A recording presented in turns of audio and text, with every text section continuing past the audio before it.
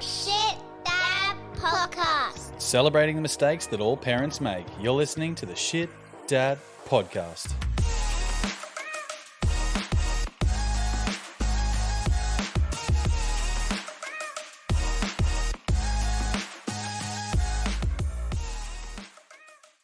G'day, and welcome back to the Shit Dad Podcast, where we try to change you from lad to quintessential Aussie dad while celebrating the fatherhood wins and bins that come with it. I'm Nick. I'm Cam. And I'm Dave. And this episode, we welcome another fantastic guest for you.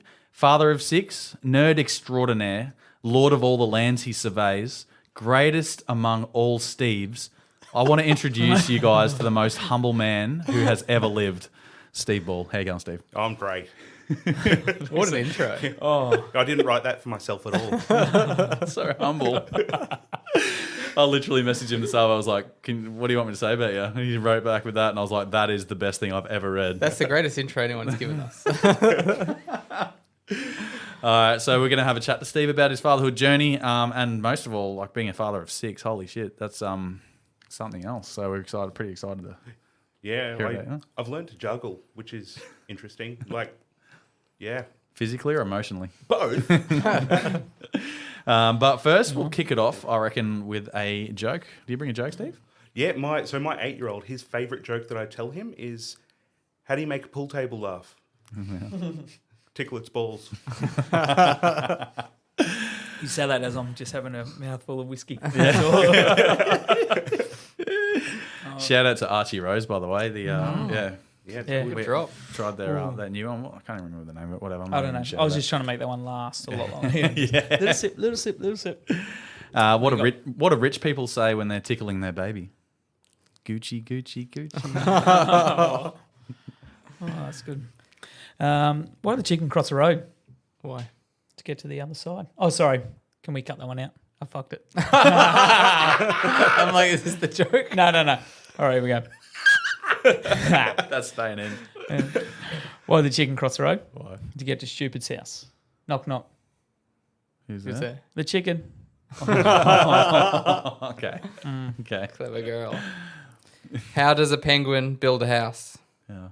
Igloos it together. Okay. All right. That's enough of that. Next segment. Now we've warmed you up to Move along. a big episode. Moving along. Steve, you were mentioned before about bearded villains. Could you elaborate on that one for the listeners? Give it a bit of a plug. Yeah, so I'm the captain of the Queensland chapter of Bearded Villains. Bearded Villains is the largest beard club in the world. If you're on Instagram or Facebook, you can give them a check out, or you can look up the beardedvillains.com website for the for the general website, and there's a link on there to look up for each chapter. Yeah. So the Bearded Villains is essentially just a bunch of hairy dudes who want to make the world a better place, and through brotherhood and family, and just really being there for each other. Like, I think it's really rare for dudes to be able to, especially in this day and age, to be able to be vulnerable with each other. And with the villains, like I've found people that I classify as my closest friends in the world. I've sat with them and cried after a marriage breakup. I've laughed at the stupidest shit ever with them. So this whole array of emotions, and I've lived a life with these guys, and like I've only been in the villains for like 6 years. But I couldn't think of people that I could think of as being closer. So we talk quite a bit about men's mental health on the pod, and it's so good that all these groups that we didn't know about are just coming out of the woodwork. So that's a massive shout. I was looking at the mission statement and the values and things. Yep. So it's family, charity, loyalty, respect, and brotherhood. Yeah. But it definitely also comes across as being very inclusive, no matter like what type of bloke you are. Yeah. So the whole point of Bearded Villains is it's bringing together any type of person who is bearded. So if there is ladies with beards, 100%, a trans man who's bearded, 100%, we would welcome them into the Queensland chapter in a heartbeat. Cool. Someone who's non-binary, as long as they got a beard, like, my mum could grow a sick beard, I'd invite her along. What about for unbearded friends who can't grow a beard? Yeah, like It's most, the most of bumper. us. like the three of us. I mean, if you added our 3 years facial of hair. growth. Yeah. Well, so the thing is with that, so you with the journey with the villains, you wouldn't ever go beyond being a supporter, but you could always join and be a supporter and come and hang out with the guys and talk shit and drink beer, like, So I'd do it anyway. So it's really I'm sitting around drinking beer and I invite people around. Yeah. Perfect. But yeah, for those who aren't who aren't bearded or can't grow a beard, there's always that opportunity to join as a supporter. Yeah. And for ladies, there is the Bearded Villains Queens, which is for obviously any woman who wants to I suppose support the villains. Nice. Sweet. Yeah, That's so that's cool. unreal. Welcome back, Camo. Thanks. I wasn't sure how long I was going to take off, but it turns out like a week of pat leave, I'm like, get me out of the house. Yes. So I've got a few things lined up. I've got to go and do kids educator in the day in kindy, so I get to stay for the whole day, which is really exciting. Cool. That's Daughter's very excited about that for next week. But I've also got a whole list of different jobs. Most of them involve bunning strips and things like that. So each day, as long as I'm knocking something off, I'm kind of keeping busy and keeping happy. Because you know what it's like with the newborn. There's not a lot you can really do. You want a drink of water, want a cup of tea, you good? Still feeding? Yeah, cool. So I'm going Bunnings. yeah, but the list was from my wife, so keeping her happy as well. Yeah. Today I painted a kid's table and chairs rainbow colours, so that kind of took Cool. the day. There you go.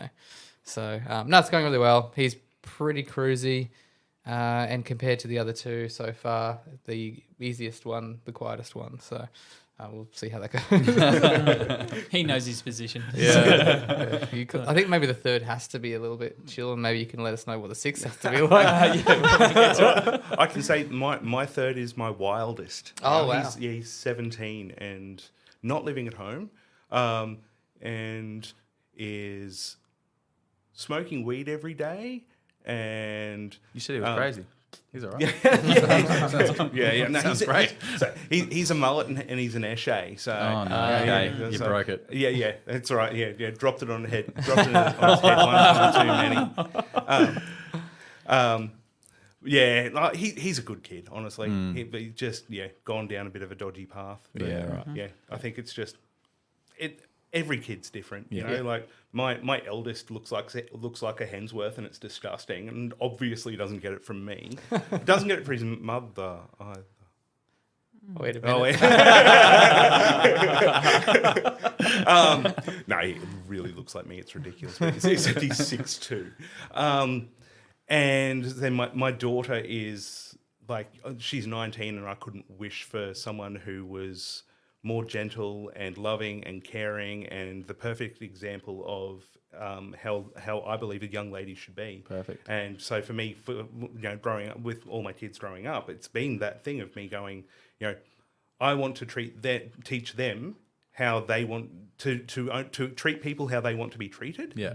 So that my boys have always learnt to treat their sister in the way that they would expect a future girlfriend, wife, or whatever to be treated, and my daughter would expect the same. Yeah. So, but also, vice versa.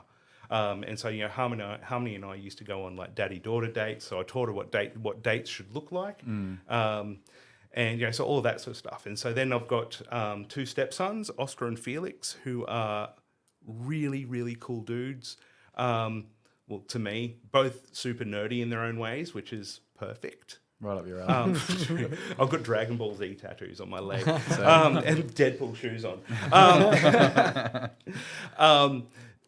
So Oscar's like this really eclectic, really cool guy that he's 14 and just really starting to discover himself, and it's really cool to be able to see that.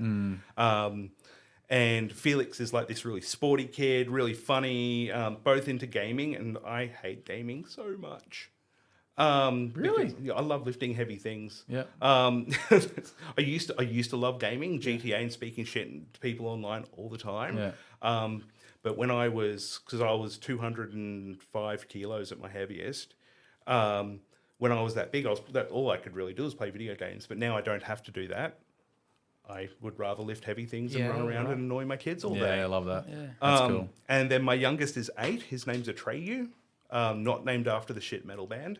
I was going to say, that's never ending. Is that never ending story? Never ending story, Oh, yeah. Yeah. Well, you are a nerd. Just a little bit. Yeah. That's outstanding. Well, I've got a little bit of a story. Speaking of all the challenges of being a parent, so you know how you get Lego, and it's just no matter how much you follow instructions, once you've put it together, if it breaks, you're not putting it back together, right? Yeah. Mm-hmm. Correct. So I was tossing up whether to make this the shit dad story of the week, but I've got another one, so I thought I'd just throw this one in. The missus decided to. So my Mr. 7 got like a massive aeroplane. I'll put the photo on the socials of the finished product, but it's a massive aeroplane. It's probably 1.5 feet long, and it's like the perfect model. Like even inside, when you open it up, it looks like a freaking aeroplane. So it's pretty cool. But he obviously broke it with his friends, like playing with it. It's just smashed into a million pieces, and we were just like, "Well, let's go in the too hard basket. Have fun with that." Anyway, the missus decided that she wanted to get involved and put it all back together to keep all his big expensive model sets like separate so they can't touch them and stuff. 8 hours and a sore back later, she got it done. Wow. Where I went wrong is I didn't support her at all throughout that entire 8 hours. I stayed well away from it, and I told her from the first minute, if that box of Lego gets upended on the living room floor, I will not be lifting a finger. Fair warning. I've given you plenty of warning. It's not happening. And I stuck to it. All day I watched her struggle. It was glorious. And I felt I didn't feel bad at all once. But she got it done. Fair dues to her. Taught the kids some morals. Was it morals a word? Yeah. Oh, Yeah, I guess determination. so. Determination, yep. But Resilience yeah, is there fair too. play to her. Yeah. Put it back together. Wow. Oh, Yeah, done. And she started because you know how you like don't know where to start when you're putting something Lego back together. You're like, oh, do I start on page 9? No, I'm just gonna start from the start. You have to. Yeah. Yeah, I so would she have started pull from it all apart, Yep. separate it. 100%. And so she did that. She started from page 1 and sifted through. So what ended up being 4 full tubs of Lego upended on our living room floor. Wow. Sifting through it. She was even sorting it into colours to make it easier to go through. And I was just in awe the entire time. I was just like, So they're up high away from the other kids now? yeah, totally. So did all the pieces get mixed in with the regular day-to-day Yeah. Lego too? Yeah, or as Mr. 5 calls it, the boring Lego. Yeah. So 7 or 8, I can't remember, beers later, I was sitting there just applauding in between sets of the footy. I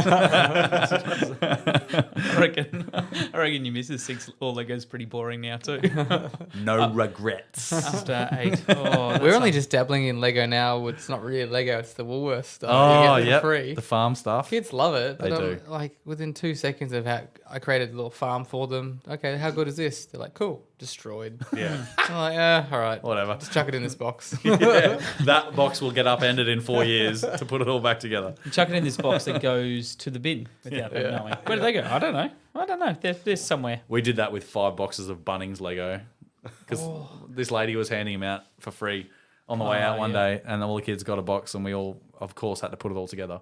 And then we'd already got 2 boxes from the mother-in-law as well, so they're just all sitting at home. I'm like, what are we like? I did a declutter one day, and I was like, the first thing to go is those stupid effing Bunnings Legos. Surprised your missus didn't take them to school and give them to the kids to like that's a chill out Good zone, mate. shout. Yeah. Over there, off you go. No, that's the plane that she took 8 hours to put Yeah, together. that's right. Now she's taking it and smashing it. And go, Put it for together. Oh, No, but how good is throwing out shit? Oh, it's Oh, good. right. It's good for the soul, hey? I love it. Yeah. My mother-in-law's a hoarder. She's the opposite. Yeah. She's like, can't believe when we just like throw something out. She opened the bin the other day. She's pulling out the coffee cups. Yeah. Like, we got new ones. So like all these ones we've had for 10 years, Yeah. we don't need them anymore. She's like, oh, there's nothing wrong with these. I'm like, yes, but we don't need them. so I was like, where would throw you, them where, out. where would you like me to put them? Like, Yeah. do you want me to go donate them to sit on a shelf? Yeah. Or go into their bin because that's what they're going to do with them. Oh, that's crazy. Crazy hoarders. But while we're on that, stop what you're doing. Go and click follow where you're listening to this episode. And if you're feeling a little extra nasty, leave us a rating and review on the Apple Podcasts. Don't forget, if you want to add value to your house with your dad bod out, follow Anytime Fitness Griffin and Black Property Group right this minute. Nice. Now, it's taken 15 minutes, but we're going to bust straight into your fatherhood yarn. Okay, so my youngest is very much a version of me, and he went back to his mum about 2 weeks ago, and said, "Mum, Dad said if someone picks on me, I can punch them right in the face." And she called me up, and she's really angry. She's like, "Did you tell Atreyu that if someone picks on him, he can punch them in the face?" And I fixed up what the intent of the story, and she goes, "You probably shouldn't teach him that it's okay to hit people." I'm like, you know what? Nah. If someone's hurting him, give him a good flogging. You know what happened? His big sister annoyed him later that day. Oh. So guess who gets a phone call? Another talking to. Yeah. So the "I told you so." Yeah. Far out. I bet you gave her a good listening to as well. Yeah, I did. Yeah, Yeah. She really felt that. Well, I reckon we start from the start. Yeah. And, Can you tell us about your family? I guess you've mentioned briefly the 6 kids, but give us the story of your life from the beginning, really, and From the beginning. Yeah, and how you kind of became a father. Yeah, sweet. So I grew up in a single mum household in north side of Brisbane in Caboolture Morayfield area. So I still have more teeth than everyone there. The whole town. So really, what the memories I do have of my biological father are pretty terrible, to say the least. He was an abusive alcoholic, and that's all I really remember, right? Yeah. And then he disappeared for 10 years. So when I was 8 years, when I was 10, and then turned up on my 18th birthday to ask me if I'd like to be part of Amway. Oh. I'm not shitting you. Oh. No. So I kicked him down my mum's stairs. Yeah, good. Yeah. Sparta kick. Yeah. This is Morayfield. Go on, get. Haven't seen or heard from him since. Yeah, good. But I grew up with this whole thing. I was sharing the dad's community thing on Facebook that I grew up without knowing what it's like to what it meant to be a dad, right? Without learning any of the dad things. I was the nerd at school who was into musicals. I still love musicals. Science, sci-fi, comics. The ladies' man. You were drowning in it. Yeah. Funnily enough, being the only straight guy in dance. There you go. Yeah. Tearing it up. Yeah, smart. I didn't think about that. I was only on the sound crew, but No, I was doing dance. Nice. And it was spectacular. I think you mean fabulous. So I grew up with this whole thing of, my mum, very strong, opinionated lady, very much a hoarder. Wow. Story I can tell you about that one. And so I grew up with this whole thing of not knowing what it was like to be a man, not, let alone a dad, right? And so I ended up in my later teenage years with some really cool mentors they were my youth pastors in a church that I was going to, who are still now two of my closest friends in the world. They respect the fact that I think the church is shit. They know, but they taught me what unconditional love was. That dad love that I didn't understand that. What my mum gave me, but not that, dude to dude, it's okay to hug, it's okay to cry, it's okay to feel emotions and express them. And so then from there, I married my first girlfriend in youth at the end of youth group when I was 18. So I was 18 and she was like, "I like you," and I'm like, "I like you too." So then she got pregnant, so we got married. I'm gonna live forever.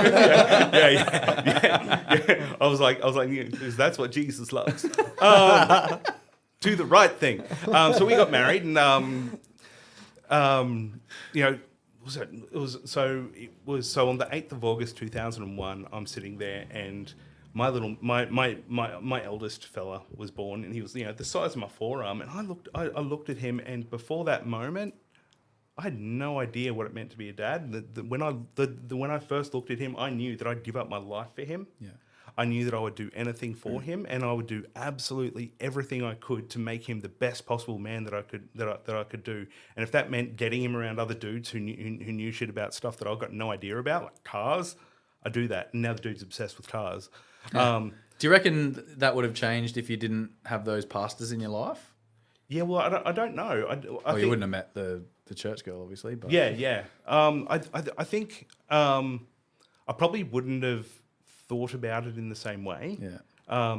Because I had these two guys like Craig and Dave who really invested in me, right? Who they saw that like I was just this hurting kid. Like I was angry at the world. I didn't want to go to youth, but there was hot girls, and it was. They saw the fact that I was just this hurting kid and really invested in me in the way that you'd hope youth pastors would, right? And taught me a lot of valuable things about tolerance and love and community and I suppose a lot of the foundational stuff that I've kind of built myself on as a social worker. And the way I support people and what I do for work and the way I am with the villains. So it's all of that. That's where I learnt that foundational stuff. So I don't think it would have been the same because what I learnt from them was stuff that is the foundation of a lot of my core beliefs. Yeah. Not necessarily around, the church and stuff, but just as a guy, yeah. As a person, as a parent. Yeah. Cool. So that's the first child? That's the first child. Yeah. So then what happened? So a couple of years later, I was blessed with this amazing little girl who was, her first 3 years, she was that stereotypical, that little girl with the curl in the middle of her forehead? Yeah, it was like, when she was good, fantastic. You pissed her off? It was like, it's like the bitch switch flipped, right? And like even now, there's times where she will turn around and like she has this thing where she won't get people straight away. She'll wait until it's like one of those things where it's going to really inconvenience them and it's really funny to her. It's possibly something she learned from me. And like she purposely the other week took away all of the charging cables from all of the boys. Oh, that's so dark. Laptop, PlayStation controller, phone cords. Took them away. Fuck, she's a villain. Yeah. Wow. That's Evil awesome. genius, I would say. Yeah, that's a awesome. genius. Yeah, every now and then it's really weird. Like I hear this. What a legend. And then a couple of years later, Eli was born. And Eli was like, he was this kid. He had all these health issues when he was little. He nearly died 4 times from like it's called bronchiolitis. So it's a precursor to asthma. And so yeah, I was in the ICU with him numerous times over the first 4 years of his life. And then he was. Just before he turned 2, was when I became a full-time dad by myself with these 3 kids, and I'm like, okay, here we go, let's do this. This is life now, right? Well, I was working 3 jobs. I was a bouncer in the valley. I was working in social work, managing houses for a disability service and youth support service, as well as I was doing personal security stuff for an owner of a club in the valley. And so... This is where you learn to Sparta kick people, right? No. Maybe. No, I learned that before that. Yeah. And then when I was a bouncer, I learned how to do it harder. Yeah, cool. Love it. This time, throw your hip. So then I had to give up all my night jobs because I had kids by myself. Yeah. And I wasn't going to sit there and rely on my mum and my sister to come and look after them. My kids needed their dad. And I think that for me, because I didn't have my dad, and then now they didn't have their mum, my thing went to that my default is my kids need their dad. And so their whole lives, it's just like I was talking to my daughter the other week about the fact that I think about like when they were really little, and I was living off, disability support worker wage of like only like 22 hours a week or something, to pay rent, bills, and all that sort of stuff for myself and all the kids. That I made sure they were fed. And they had everything that they could ever need, and if that meant that I was living on noodles that week or baked beans that week, that's what I had. And I was just telling her about that the other week, and she goes, "I didn't realize you sacrificed like that." And I said, "It's not a sacrifice, darling. No. It's called being a dad." Yeah. And she goes, "No, but other people would see that as a sacrifice." I said, "I don't think it's not to me. It's just not." Yeah. And so, I don't know, about a year and a half later after Eli was born, I met Atreyu's mum. And Jess was the complete opposite to my first wife. She was this loud, boisterous, super opinionated, amazing woman who came into my life and loved my kids the way my kids needed to be loved. Mm. And I fell for her in seconds. Wow. And when I met her, she had a 7-month-old daughter, Jordana, who, the moment I met her, I was her dad. That was it. In my head, I'm your dad. And the whole time Jess and I were together, Geordie was my daughter, and I love her very, very much. And I still love her to today. Mm. Unfortunately, through Jess and I broke up, was that 4 years ago. Through that breakup, there's been a fracture in that relationship because kids shouldn't have to choose. No, of course they don't. Right? No. So yeah. I made that tough choice to go. You know what? I'm not going to fight for that because not the place to. Or... Well, not that it's not my place to, just that she shouldn't have to feel as though she's in the middle. Yeah, cool. Right. Yeah. And then, 2014, so we got married in 2012. 2014, Atreyu was born. And between 2009 and 2014, we had 5 miscarriages. Because Jess, we found out, has endometriosis. Mm. But she said, I want to have another baby. And so we went through that. And so I learned about endometriosis. I joined all the different forums and stuff. Hopped on Reddit and learnt some things. And then you learned about endometriosis after that. And that's right. That's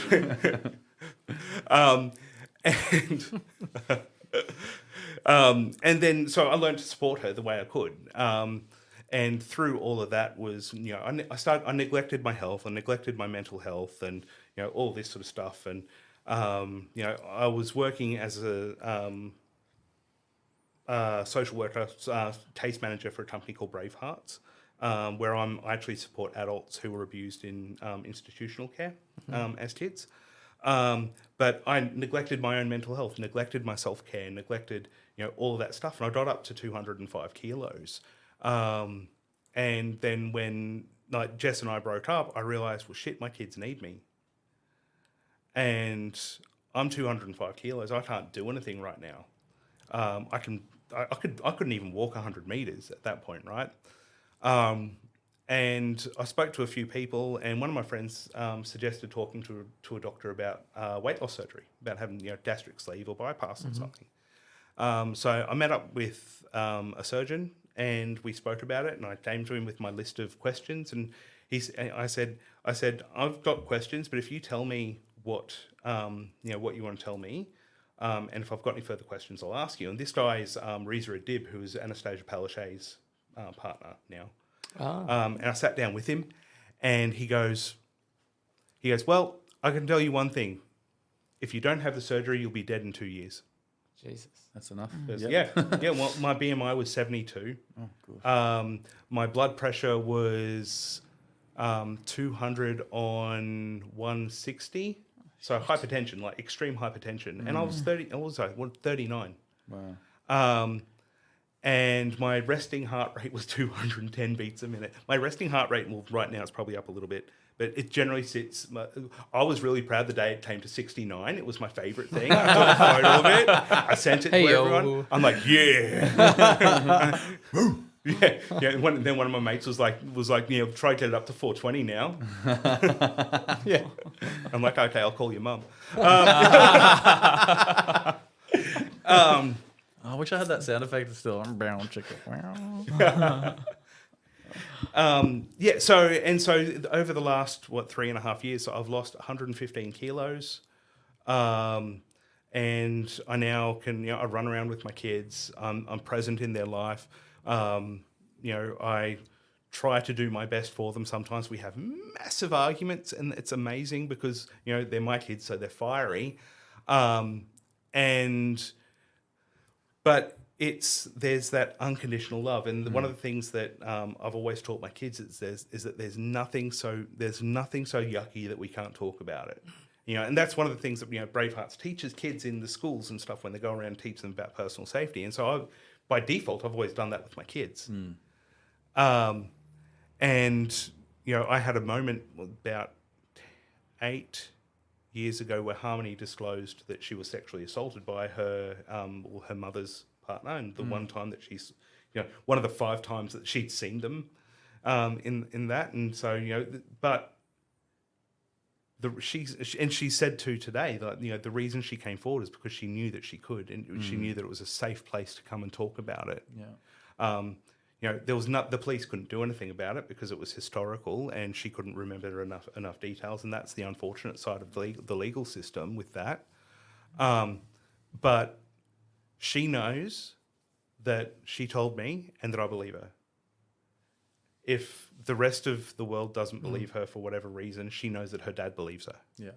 And that's meant that, for everything else that's come up for her in her life, she knows she can come and talk to me. And through that, with my boys, they've learnt that they can come talk to me about everything and anything, their mental health, their relationships, someone deciding to try and pee on them while they're in the trough in the bathroom. That was a Treyu like less than a month ago. Just came in, and was like, Dad, I was in the toilet, and I can't remember the name of the other kid. Came up next to me, and he started peeing, and then we started doing a sword fight, and then he laughed, and he turned around and he peed on me, and he thought it was really funny. I'm like, great.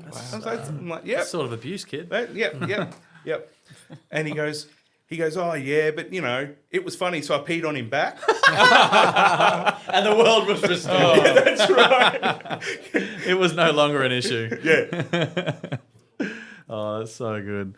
How did you react to that? I just laughed. Yeah, cool. Perfect. What else was I going to do? The perfect dad reaction, right? Yeah. Like most of the time, my kids tell me the stupid shit that they say and do, and all I'm going to do is laugh. I'll laugh with them, laugh at them, laugh beside them, laugh towards them as long as I'm laughing.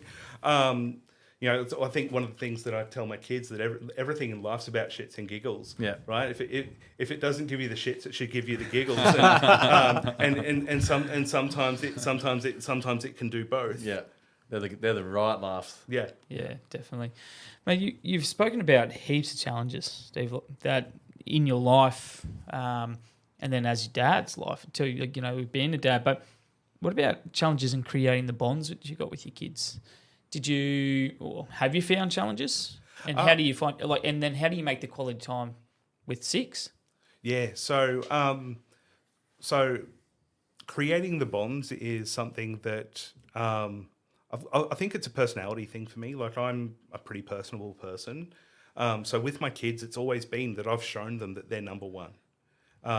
Through everything that's happened in my life, that they're the reason I make the choices that I make. And sometimes they might not like those choices, but there's reasons for it. And I'm also always open and transparent about it, obviously within reason, because sometimes it might not be appropriate for certain ages to learn certain things. But I think the biggest thing for me with my kids has been trust. That I trust them to tell me the truth and to always, do the right thing, and vice versa. So it's that thing that even from very little, everything that I was teaching them, it was about that trust. It was about how are we communicating effectively. And it's probably why my kids can talk your ear off. But for me with them, it's about the fact that no matter what, you can tell me. And I had a conversation with my eldest Caleb the other week, last week, where I said to him, he came in, he was talking to me about something quite significant going on in his life, and I started replying back, and I stopped, and I deleted what I was saying, and I said, Caleb, do you just need to vent, or do you want me to give some dad advice? And he goes, can you just hear me out, and if I want your advice, I'll ask. I'm like, yeah, sweet. Yeah, that's fair. Because I've respected them like that. Sometimes as dads, as dudes, we get into this thing of, we want to fix everything, right? Yeah. I've got he's 21. He's got a relationship with a girl that he freaking loves. But like every young relationship, they go through stuff, right? Yeah. And so he's, it comes to me about stuff with that, stuff to do with finances, stuff to do with work, stuff to, all this stuff. And it's like, Dad, I feel like I'm a failure, this sort of thing. And I'm like, dude, I can tell you 100% that in 10 years' time, you're going to turn around and look at yourself and go, I wasn't a failure. I was a fuck up, but I wasn't a failure. It's, because when you're younger, you make mistakes. And, I think we were talking in chat the other day that, we learn things through trial and error. And I had always thought that because I didn't really have a dad around, that I learnt being a dad through trial and error. Didn't even think until the chat the other day that actually every other dad does the same thing. We just don't realise it. We've just got a missus telling us what to do in the background as well. Yeah. There's a fair bit of error. There's more error than trial, for sure. So for me, that's the challenge for me has been the times where I felt that I've failed my kids, where I've not been able to tell them the whole truth about something for whatever reason, or where they've out and out lied about something. Or like, I've got, Eli who's gone pretty off the rails at the moment. He's sorting himself out and stuff, but like, when your kids make what you would think to yourself now as a mistake, you can't help but turn around and think, where have I screwed up as a dad? Without, and it's okay to feel like that. It's okay to think, have I done something wrong here? It's just their journey, though, isn't it? That's it. Yeah.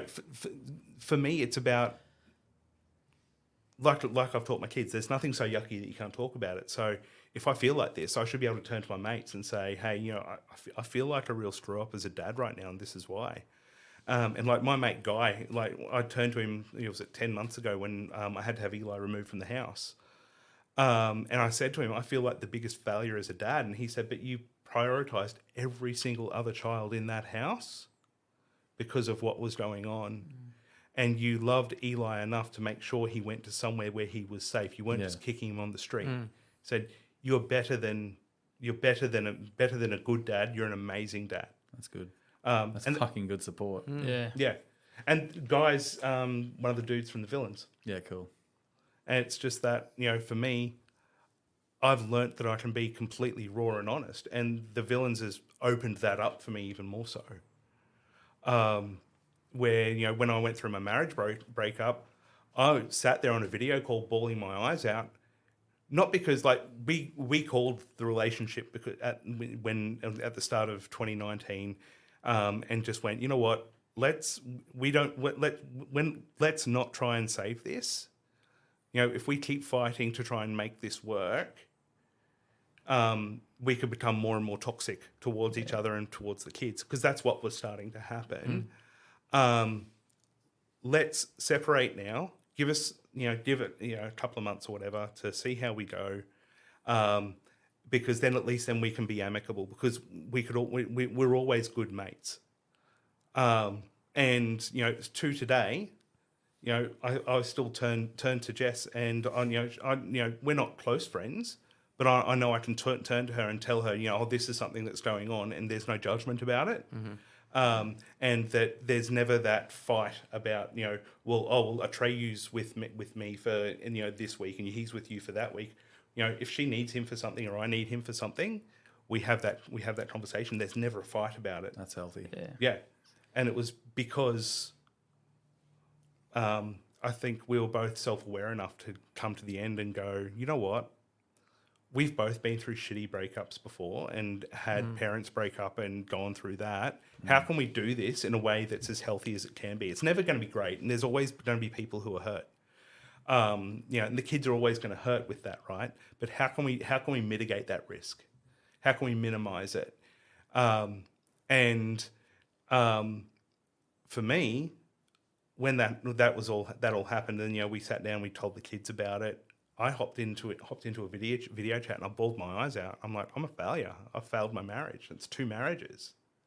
Like the common denominator is me. And that community, what supported you through that? Completely, amazingly. And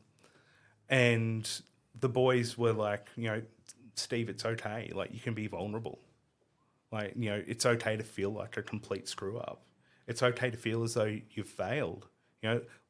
Talk through those emotions, write it all out, and walked. One of the other fellas in there is a psychologist, so he walked me through all the stuff that I would walk someone through anyway, and really helped me grieve the relationship to then grow. Because one of the things that he said, which is something that I take on now, is the difference between, you might feel as though you're being buried, but sometimes you're just being planted. Oh, yeah. So, you feel as though you're buried because you're covered in soil, you're covered in all this shit, and it's, everything's dark and everything's horrible. In reality, you're being planted. And if I think about my life since then, like, I've, lost the weight that I've lost. I'm the fittest and healthiest I've ever been. I'm the happiest I've ever been. I get married in June to a lady who is the most incredible person I know. Like, the most loving, incredible, wonderful person I've ever met in my life. I never thought that I could be worthy of being with someone as amazing as Sarah. Like, I've never in my life. How does she welcome the kids? She loves them so much. Even like with the stuff that happened with Eli, where we had to remove him from the house, it was a scary sort of point in time, right? When it was a pretty serious situation. We had to get the police and the ambulance and all that sort of stuff. But she still she talks to him, and she loves all of my kids, and I love her boys. Like, they're our kids. Yeah. And like, if you see Eli and you saw Oscar and Felix and you put them all together, you'd swear they were brothers. Yeah, cool. Not just for their behaviour, but the way they look. They're all tall, skinny, dark hair. So it's like, I didn't do any of this. Like, none of them's mine. I've adopted them. But yeah, the biggest struggles for me was the start of the relationship, right? Because you have that worry that I call us the anti-Bradys, because I'm into really weird things. Like, I love paranormal investigations and taxidermy and I've got more nerd paraphernalia in my house than what most people ever would. I've got an original copy of Deadpool Kills the Marvel Universe, which is worth more than my car. But don't tell anyone. Into a podcast. It's going well. It's all right. No one lives that. No one knows that I live in Morayfield still. And I've got I love the weird and the weird eccentricities of the world. And Sarah's the same. Like, when we started dating, I said, oh, I want to watch this YouTube channel, and she's like, oh, okay. And we started watching it. And she goes, you love paranormal investigations? I'm like, I freaking love them. I'm like, do I think most of it's bull? Yes. It's like wrestling. Yeah. Is it entertaining? Yes. So I'm good. It feeds the dopamine. Yeah. Love it. But we've now gotten to the point that we've got our own ghost hunting equipment. I've got a ghost hunting app, so I can. That's annoying. I love going to cemeteries at night. I know you just looked at me. You're like, a weird dude, but I'm here for it. I'm all for it. Yeah. Like, I went on the Port Arthur Ghost Tour, and it was in winter, so I had this big scarf around my neck, a big puffy jacket on. We were walking through the penitentiary that's there, and I felt like this really warm feeling. And when we got back up into the cafe, I took my scarf off and I had a big scratch around my neck. What? And where I felt it was outside the cell of what was someone who was a convicted child sex offender. And I'm like, you know that I protect people who've had this happen. Jeez. Yeah. That's deep. Holy shit. That's fucking scary. Yeah, and like we've Totally done checking under the bed before I go to the sleep Boggo tonight. Road. Yeah, we've done the Boggo Road ghost tour, the Toowong Cemetery ghost tour. Like I love it, man. It's but I can't watch a horror movie to save my life. No.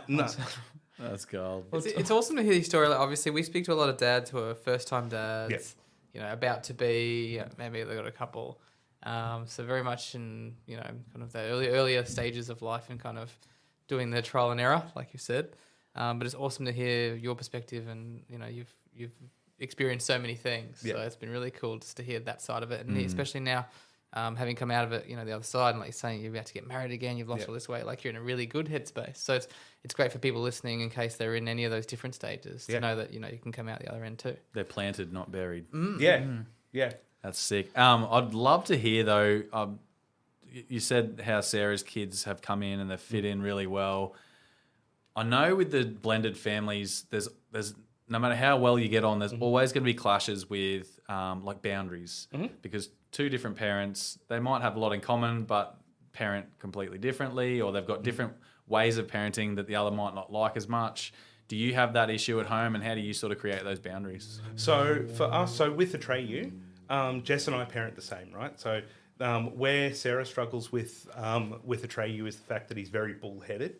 So and he will, if you ask him to do something, he'll just get up and do it. But I prefer if I ask someone to do something, they say yes. And so for me to make sure he's going to do it because he's a loophole kid, smart, Nice. right? He'll be better when he's old. Yeah. Find the loopholes where it doesn't inconvenience me. So my way with him is I'll turn to him and I'll tell him to do something, or I'll ask him to do something, and I'll say, yes, Dad. He goes, yes, Dad. And I'm like, great, you agreed, go do it. Yeah. And so I've taught Sarah to do that with him. So I think it's about us having good, solid communication across both, lots of houses. And, we've got 3 houses that we kind of talk across. And so for Jess and I, for the most part, her and I kind of interact how we need to. But for the boys, we've actually got a WhatsApp group for the 3 parents. So for Sarah, Dan, and myself, which keeps us all on top of it. So, if Sarah's busy and Dan sends a message, I sit at a desk and talk to people all day. So if I see a message, I'm just going to hop up and just quickly, reply to it. It's alleviated his anxiety. It's helped with their parenting relationship. Yeah. And it's ensured that, we do a lot of things different across both houses, but what we have solid is solid. So, if there's been a consequence to something that's happened, that consequence carries across both houses. Both lots of parents know about it. That's good. Yeah. And it's for me, any type of relationship, whether that's with your mates, whether that's with your family, whether that's with clients at work, with your partner, with your kids, with whoever, it's about good quality communication. Yeah. And about speaking in the way that the person doesn't just feel like they're listened to. They need to feel as though they've been heard. Because there's a big difference, and people don't realise there's a difference. And when relationships break down, a lot of the reason people end up breaking down, and there's a lot of statistics around this, is that one person started not feeling valued or heard. It's not that I've not felt listened to; it's that I've not felt heard. And so one of the things that I do with Sarah, and I do with my kids, but more so with Sarah, is I've learnt how she communicates, and how she likes to be communicated with. What's her love language, and how does she express that, and how does she accept it, because it's different. And I communicate to her in the way that she communicates. So that way, when I need that back from her, she communicates to me in the way I need to be communicated with. You know, she expresses love to me in the way that I like love expressed to me. But I've gone through 2 horrible marriage breakups to learn that. You know, so if anyone out there's listening to this, take that advice. It could save you. 3rd time's a charm. Right? Oh, I hope so. Hey, This shit's expensive. I can imagine. I just love how your main crux of the conversation has been creating trust, like good communication and things like that. An open relationship with the kids, if you like, where they can come to you with anything, and you won't judge them. It's a judgment-free environment. So I can imagine that when it comes to discipline, there's not a whole lot of discipline happening, as in because you don't need to. Like, it's not like a physical discipline. It's more like how do you express discipline across 6 kids? It's different. It's individualized. Okay. You can't, because for one kid it might, one thing might work. For another kid, another thing might work, right? So just get your daughter to take all the cables away for the electrics. That works. That will work on anyone. And I told Turn her the Wi-Fi off. I've done that. Nice. That's how you have a 16-year-old boy throw a remote control at you. He's in the middle of GTA, and I've said dinner's ready, and he goes, "Fuck off! I'm not ready." You are now. Yeah. Walked over. I just turned the Wi-Fi off. Yeah. And he's gone, "You're an effing C," threw it at me. Holy shit. And I've turned around and he's realised what he's done. And he's realised I'm a lot bigger than him. I was a lot bigger back then. And his face went white. And he's gone, "I'm sorry, Dad, sorry, Dad, sorry, Dad, sorry, Dad, sorry, Dad." And I've gone, "Too late, buddy. Too late." You did it. How do you deal with that? Well, so he had a 6-month grounding. Yeah, wow. But so the way I work groundings, though, it's not just you're not going out. You're taking on everyone else's chores. Oh, that's good. Right? So so at night time, Notes. To me it's about what's going to be effective. What are they going to remember? Like, you can't belt kids anymore. So how do you convey that what they've done is not okay? How do you do that in a way that they're going to remember it and go on for the rest of their life to go, okay, well, I know when I'm older, there's consequences to my actions and choices. When they were little, I was young and didn't know what I was doing, and sometimes there is that thing where something happens and they get a smack. That is just what happens. Yeah. I'm a Gen Xer. Like, my mum broke so many wooden spoons on me. I had like this, those masseur sandals. Yeah. Yeah. I had one of them thrown at the back of my head once. Yeah, good. Yeah. Mum chased me around the backyard one time. My mum's like 5'0". Chased me around the backyard one time with a shovel. You must have done something wrong. I called her a bitch, and I'm not saying we're not wrong. an F&C. Wow, imagine if you called her that. Oh, I'll tell you Been what. a shotgun. Yeah, she would have just thrown the shovel. But like my mum was that generation, right? Like, and so and Gen X is Gen Y. It's like we had that growing up of like, if you don't do this, well, you're going to cop a flogging. Yeah. Well, that's not something that we do anymore. No. So how do I make punishments memorable? When my kids used to fight when they were little, this is one, take this one. This one's great. I had a T-shirt called the Let's Get Along T-shirt. Oh, nice. Yeah. Wrote on it, the Let's Get Along T-shirt. They had to do chores, both of them wearing the one T-shirt. That's good. So good. Yeah. Did it work? Every single time. Did they have to learn to communicate instead of fight? Yeah. Did it generally have about 10 minutes of them, "Don't do this. Oh, your arm's touching me." Yeah, 100%. Wow. Yeah. Was it funny as hell? Yes. But it worked. Yeah, cool.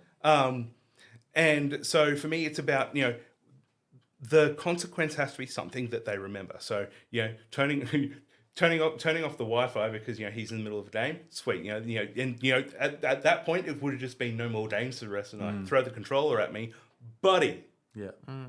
Game over. Finish him. and so it is just that thing for me. So when it comes to consequences, my kids know, and my kids have always said, "Oh, you're really strict," and I'm like, you have black and white. So you have super happy fun dad, or you have dad that comes down like a ton of bricks. Yeah. And I don't really do anything in between, because why communicate anything either way?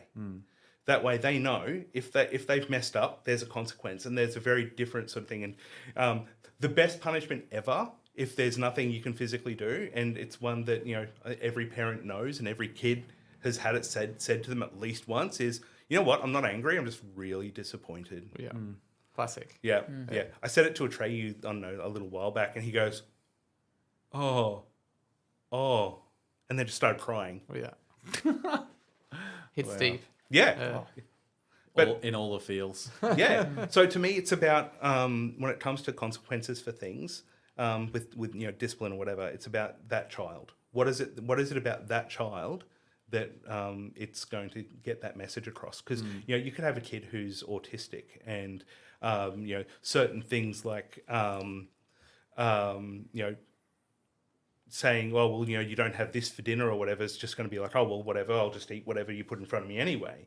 So it's about going, what's the thing that's going to be memorable for this young person, so that they know that what's happened can't happen again. Yeah. That's through a lot of frustration and times where I've not done that, and I've ended up, I've got a big voice, and my neighbours three blocks down have heard me at the top of my lungs at my kids at least once or twice. Yeah. Wow. But for me, parenting, when it comes to discipline, is always about the child, and it's about I try to correct myself. I try to never make a decision when it comes to a punishment or a reprimand in anger. Yeah, that's a good shout. Right? I try to never react. I try to act. So it's that, okay, something's happened. Unless I physically have to react right there and then, I'll take myself away. Yeah. Give myself, a couple of minutes to cool myself down. Especially teenagers are frustrating, and I'll tell you what, especially like the teenage boys, when they square up at you, like How many times does that happen? Oh, yeah, a few. I had my eldest went to take a swing at me once, and I grabbed his hand, I put it down, and I said, "That was your free one." Nice. And he goes, "Free one?" I say, "Yeah, next time I'll swing back." Yeah. And never again. Yeah. It was that thing of going, I've stopped you, and I've made you realise that, I could hit you back, but I'm choosing not to. But did I take myself away after that to come back and then calmly, that really like scary calm voice? I'm very good at it. Where I came back and I've gone, okay, so wait, can you do it in the scary calm voice? In the scary calm voice, yeah. So okay, so we are going to sit down and we're going to talk about why you feel this way. Wow, you weren't shaking at all. There's no vein in the forehead. Yeah, jeez. Yep. And so, would I then, when my kids have had those big emotional sorts of things, I want them to unpack it. I want them to be self-aware. But I think that's the social worker thing, though, right? Yeah, totally. But I want them to know why they feel things, and if they don't know why, I want them to feel okay to go, I don't know, and you can say it to me like that, because there's times where I feel things and I'm like, I don't know why I feel that way. Sometimes I'm just angry. Sometimes I'm angry because I didn't get the cheeseburger I wanted at lunch. It's beer o'clock and there's no beer. But it's, for me, it's about raising my kids in the way that they can be functional adults, so that through their lives, like even my 8-year-old can cook, right? Like he's not very good, but he can cook. But he can make his own noodles. He can make his own sandwiches. He can cook sausages on the stove with someone next to him, right? Their whole lives, it's about how can I have it so that when they're older, they're functional? You know, they're not the best when it comes to budgeting, but, you know, neither am I. Yeah. I'm still not. Right. But as far as all this other stuff to do with and being adults in life, excuse me, I've instilled that in them from young. Yeah. Because, well, what did I want when I was a kid? You know, what was I missing? I didn't have a dad to teach me the things that I needed to know as an adult. I'm really honestly, I didn't respect my mum enough to listen to what she was saying. I blamed her for the fact I didn't have a dad for, you know, a few years as a teenager. And so I learnt what it was like to be a man, to be a dad from Craig and Dave. And then for my kids, I was like, well, what was I missing? What did I want? And I've given that to them. That's perfect. Jeez, like a hairy, tattooed monk. So deep. Dad guru. Dad guru, yeah. That's pretty awesome. Dad Yoda. Keep it for the nerds. Dad Yoda. Yeah, I love that. Mate, that's so good. That's such an open story. It, like, didn't really leave anything open to... Yeah, I could sit here and listen to you for hours. Well, I won't, but I could. Yeah. Definitely finish that bottle of whiskey. Yeah. Mate, no, that's really appreciate you opening up and telling us all about it because, yeah, there's some things in there that I'm personally going to take home and trying to adapt. And that's why we do why we do this. We talk to a lot of different dads to see their experiences, how they do it, to see if any dads listening can take something out of it, which is really cool. So, yeah, appreciate it. Thank you. Oh, it's all good. And, yeah, I think... Do you guys have anything else you want to go? No, I just appreciate the honesty and the openness. It's been great. It's unreal. Yeah, to hear all of it, like the different sides of things, you know, your ups, your downs, and the in-betweens. It's been awesome. It's been raw, which has been great. Yeah, and I think that's the thing, right? Like, for me, it's about, you know, no one's perfect. You know, we all screw up, and it's okay to screw up. But it's what do you learn from that? Yeah, you know, I've lived with the thought that everything in life is a lesson or a blessing. You know, so in my marriages that I've had were both lessons and blessings, for different reasons. But you know, what do you do with that lesson? That's good. That's good life advice to teach a young person as well. Yeah. See? Well, I think we've left no stone unturned there. So do you maybe want to bring back something that we haven't done for a long time in the dad quiz? All right, Steve. So the quickfire How Daddy You quiz goes for 1 minute. We're going to give you a situation and you've got to tell us how the average Aussie dad would react to that situation. Do you understand the rules of the game? Absolutely. The one rule of the game. Yep. Just say it real quick too. Yep. So, quick answer. Yep. First thing comes to your mind. First thing that comes to your mind, exactly. Yep. All right, here we go. You have 1 minute to complete this challenge. You will begin in 5, 4, 3, 2, 1. When a dad ties down a load on the four-wheel drive or trailer, what is the throwaway comment that he makes? Oh, yeah, she'll be right. Close. Yep, good. Yep, all right. When your kid hurts themselves, what should you say to soften the blow? Oh, harden up. When your kid finds a coin down the side of the couch, what do you say? Oh, that's mine. And when they're standing in front of the TV, what do you say? Your father's not a glazier? Yes, there it is. Oh, finally. When they say they're hungry. 10 seconds. I'll go make a sandwich and get me one too. And when the dad's finished mowing the lawn, working in the garden, what's the first thing he must do? Oh, get a beer? Yes. That's good. And he's got a bit of time remaining too. That. Wow, you passed with flying colours. Flying colours. I'll give you some other answers as well. So the tying down the load is obviously that's not going anywhere. Oh, that's not going yet. Yep. If the kid hurts themselves, should we cut it off? Oh, yep. Yep. And this is all trial and error answers, by the way. We're all about trial and error as being dads. Coin down the side of the couch. It was good. Yeah, that's mine. Don't spend it all at once. Oh, yep. Keep the change. Anything like that.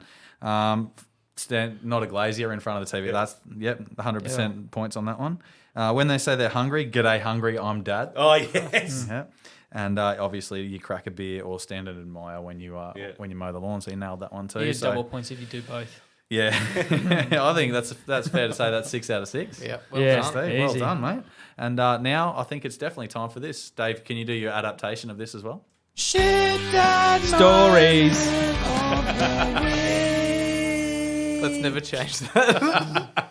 Shit Dad Stories of the Week. That's the time of the week where we, like I said before, we talk about experiences and things that might happen that are lighthearted and the other dads can take away some good experience from. So we actually got one on the Shit Dad share line this week, 07 30 40 95 45. Please get on board and leave a message. But this one came in and it was a good one. Absolutely love what you're doing. Just got a quick little Shit Dad story. If this is the wrong number, I apologise to whoever's get through it anyway. It's a good story. The oldest is doing his swimming lessons. He's in the pool with his instructor. I've got the two, Mr. Two, in the other pool. We're playing around. I found a ball. I went, put this under my legs and let it pop up from under my bum, and it flies up in the air. And good show. So I'm doing that, and I'm losing my balance a bit, holding Mr. Two.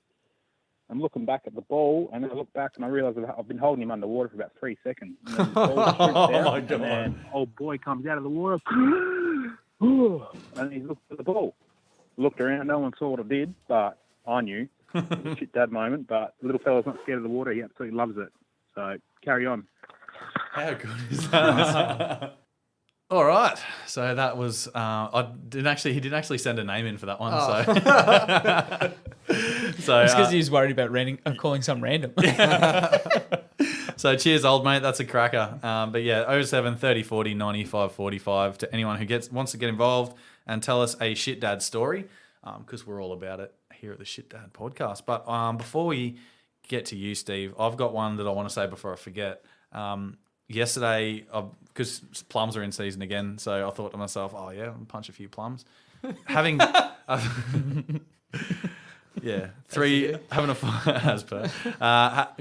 a 4, 5, and a 7-year-old, you do have to tell them don't swallow the seed. Mm-hmm. Obviously, for some reason, like natural selection is not an option in this case. So I was said to Miss 4, don't swallow the seed. There's a big seed in the middle of that. Don't swallow it. Just like bite around it like an apple. And she's like, okay, yep, no worries. Disappears for like 5 minutes. I'm like, I thought nothing of it. I'm just like watching whatever I'm watching on the telly and spending quality time with her at that point of the day where I was just knackered and didn't want a bar of it. And she's come back empty-handed, and obviously I'm like, nah, she hasn't swallowed it. Where'd you leave the seed? It's in my belly. I was like, shut up, where is it? And she goes, I feel it here. It's like in my heart. And I'm like, oh, for fuck's sake. No. So she swallowed an entire plum seed. Fair to say she was plum surprised. And so anyway, the wife got a whiff of it, and she's like, as wives do, they get all panicky and way more panicked than us, obviously, for some reason. And called 13 Health. Shout out 13 Health. Those guys are fucking lifesavers, heroes. But they said, just like check the poos for the next 2 days. I was like, I'll do that. Yeah, no dramas. So check the poos for the next 2 days. That's my job. And I'm like, I said to the missus, I'm not sifting through shit. I don't care. Like, it'll come out, and we'll know because she will be like yelling about a plum seed coming out of her ass. Because that is not going to be. That is not going to be a fun poo poo. So that's my Shit Dad story of the week. Yeah, that's a gift that keeps on giving. That's great. My son said yesterday, for the first time, we swear a lot, but for the first time he said, fucking hell. Yeah. And we were like, did you say it in context? No, I don't know what. And Jess just looked at me and goes, hey. And I was like, what? And he said, fucking hell. And looked at me and smiling.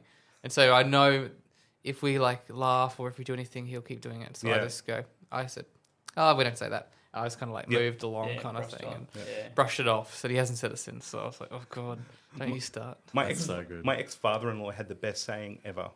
He was working on the car once, and it just wasn't. He couldn't figure out what was going on. And I've gone, oh, Darry, do you know what's going on? And he goes, yeah, the fucking fucker's fucked. I'm like, that one's stored. That's great. That's it's forever in my mind. That's really good.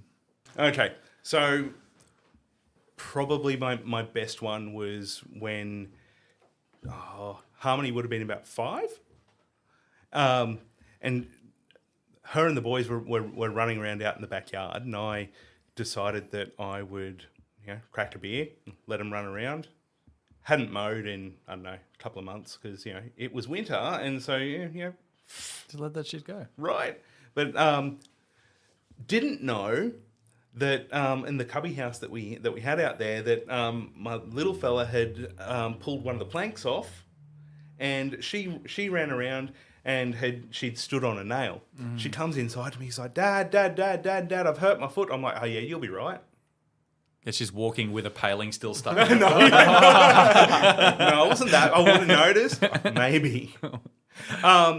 And she goes, no, I've really hurt my foot. And I'm like, oh yeah, no, it's all good. And I'm there, like, I don't know what I was playing, like Mortal Kombat or something.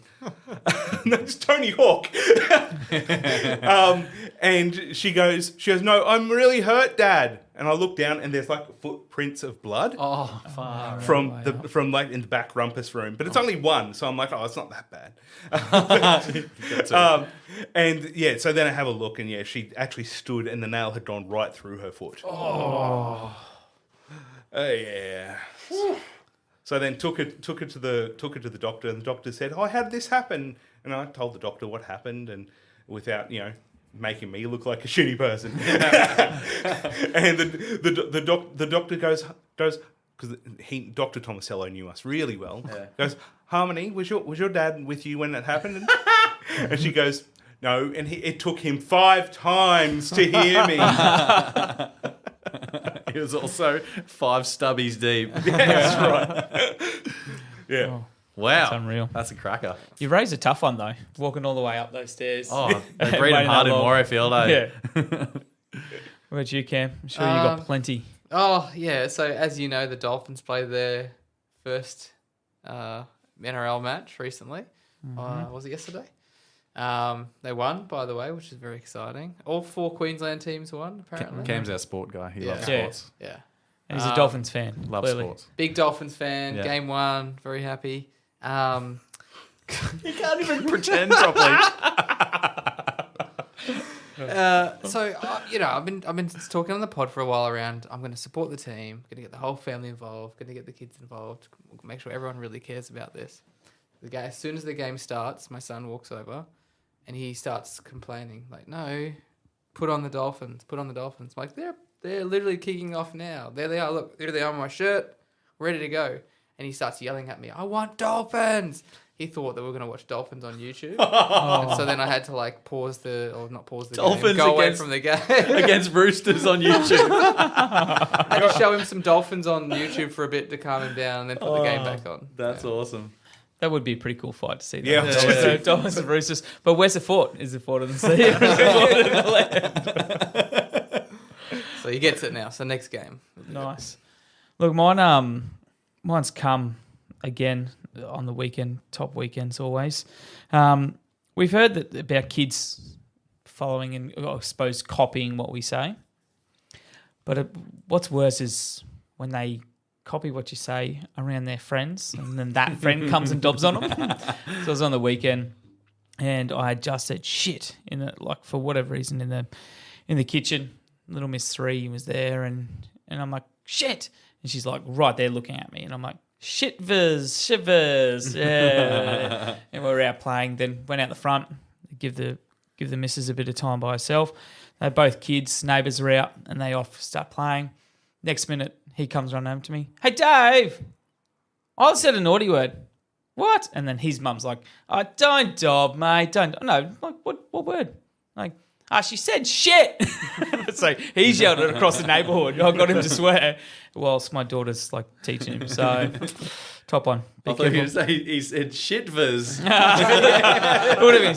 I would have been so much prouder if she had said shitvers. Shitvers. Nah, she'd probably just said this is a shit game. Where are the actual Dolphins? I want to see this rooster packet.